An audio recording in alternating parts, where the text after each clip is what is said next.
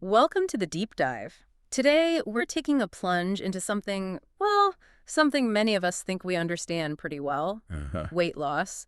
But, there are usually layers we haven't even touched. Absolutely. Beyond the basics. Exactly. You hear all the time about calories, diets, exercise, that kind of thing. But what if the real key to making it last? What if it's not just about food or movement? What if it's something much deeper? Mm. Our sources today, especially, I gotta say, the work from Dan Hollis, really shine a light here. Yeah, his perspective is quite something. It really is. He has this insight. Weight loss is biology. Staying there is narrative. Wow. That hits hard, doesn't it? Right. So this deep dive, we're not just gonna, skim the surface of the biology or medication. We're really heading into that psychological space. It's a story. The stories we tell ourselves, yeah. Especially after the numbers on the scale change, that critical phase. And that's really our mission here today, isn't it? To unpack what actually happens when that constant background noise of hunger, when it finally gets quieter. Mm, And maybe your deeper truth starts to bubble up. right. And this includes looking at tools, modern tools, like Yeah. semaglutide, the medication that helps with appetite signals. Okay. But not seeing it as just like a magic bullet, more like a window to change. A window. I like that. Yeah. So we're going beyond just the science of it all to the meaning behind it, the personal journey it can spark for you.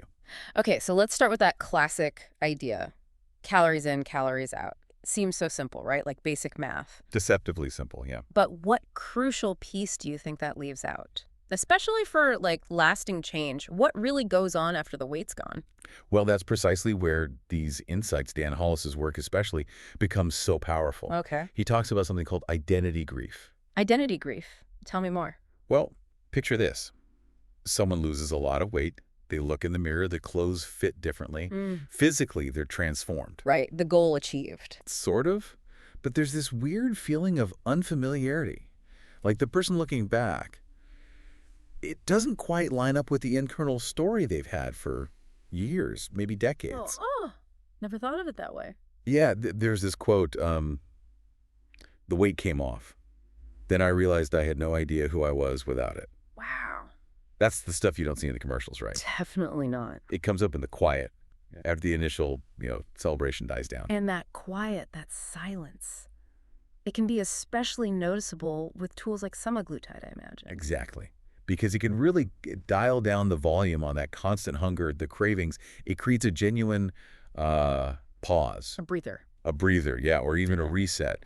And Hollis says, when the cravings stop, the truth begins. The The shoot begin. Makes you think, doesn't it? What kind of emotions, what core truths might come up for you if food wasn't there as the go-to comfort or the explanation for everything?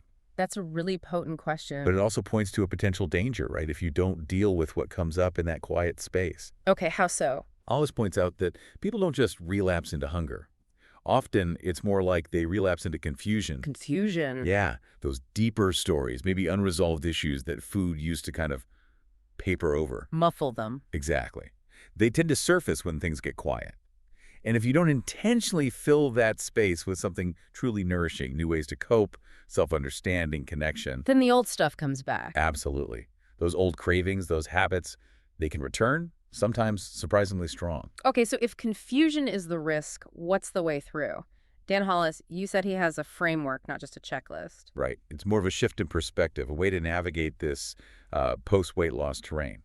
The first part is about rewiring the rituals. Rituals, like eating habits. Yeah, but it's deeper than just nutrition. He points out these rituals are neurological. They're wired in, Ah, okay. Habits. deep habits. So even when the physical hunger is quieter, those behaviors can stick around. The real work, he argues, is actively replacing old habits with new, healthier ones. Like what, for example? Oh, it could be anything, really. A mindful walk, maybe journaling, reaching out to a friend instead of the fridge. His point is, as he puts it, every pound lost is a habit that needs replacing, not just removing. Not just removing. Okay, that makes sense. So rewire the rituals. What's next in this framework? Then comes something really crucial, maybe even counterintuitive.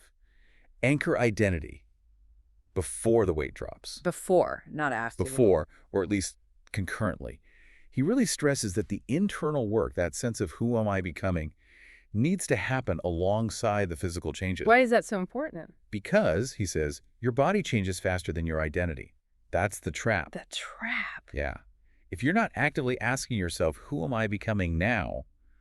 Your brain can actually sort of sabotage the body's success because the internal map doesn't match the external reality. Wow. So focus on identity even when the scale is showing progress. Exactly. Build the internal structure to hold the external change, which leads right into the next point. Pace the process. Okay. Pacing, not just going as fast as possible. Definitely not. It's about metabolic pacing, sure.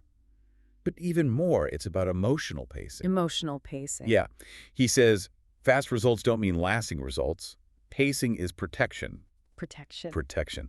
Because rapid physical change, if your emotional self hasn't caught up, if you haven't integrated that new reality, well, it can often lead to a collapse later on. Like building too fast. Exactly. Like building a skyscraper without letting the foundation fully set at each stage. Slow adaptation allows everything to integrate. Okay, that makes a lot of sense. Rewire rituals, anchor identity, pace the process. What else? Well, another key principle Hollis emphasizes is plan the off-ramp from day one. The off-ramp, like getting off medication. Exactly, or coming out of any intense weight loss phase. He stresses that the real work, the sustainability work, often begins after the initial intervention. So you plan for the after right from the start. Yes, because like we talk about, relapse often isn't just about hunger returning. It's about those unaddressed patterns, the confusion, bubbling back up when the drug or the intense focus ends. So you need a plan for when that support changes. Precisely.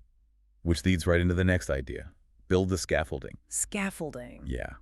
Hollis is really clear. Support isn't just nice to have, it's neurobiological scaffolding. This whole journey isn't meant to be a solo mission. Okay, so what does that scaffolding look like? It can be many things. Emotional support, definitely. Finding a community. Yeah. Having structure in your day.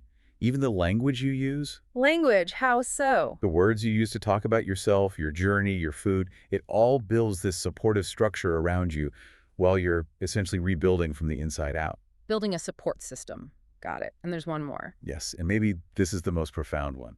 Rewrite the narrative. Ah, back to the stories. Exactly. This is where Hollis really focuses. Helping people fundamentally change those deep-seated stories they tell themselves. Stories about what specifically? About past failures, maybe about their relationship with food, their body, their own worthiness. That sounds like deep work. It is. Because think about it.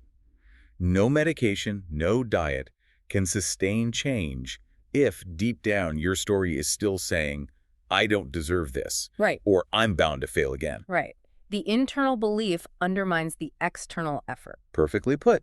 Mm-hmm. As Hollis says, you don't hold on to weight loss with discipline, you hold on to it with alignment. Alignment between the internal story and the external reality. Exactly, alignment. So, putting this all together, when we talk about tools like semaglutide, it's really not about cheating, is it? Not at all. Hollis calls it adaptation. He even flips it around and says, you know, the real cheat was maybe pretending willpower was enough for everyone all along.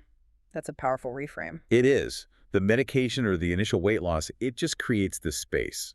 The real meaningful work starts when you don't need food anymore to explain your feelings or to cope with what's really going on inside. When you have that quiet space we talked about. Right. And if you connect all these dots, the ultimate lesson here from Hollis and these sources, it isn't just about eating less food. It's about living more. Truly. Building a life where food is just food, not your only coping tool, not your main source of comfort or explanation. building a bigger life. Yes, finally having the mental and emotional bandwidth, the clarity to actually step into becoming, well, becoming yourself. Wow. This whole deep dive, it really has shifted the perspective, hasn't it? I think so. We've moved so far beyond just, numbers on a scale or the latest drug. We're looking at the crucial, often invisible role of our stories, Our narratives. our identity, and the need for real intentional support to make transformation stick. Absolutely. Which kind of leaves us and you listening with a final thought to maybe chew on. Okay, what's that? If physical change, like losing weight, can change your body in visible ways, what stories are you telling yourself right now that might be quietly shaping your future? What truth might start to emerge for you if you found a moment of real quiet when all the usual noise finally fades away?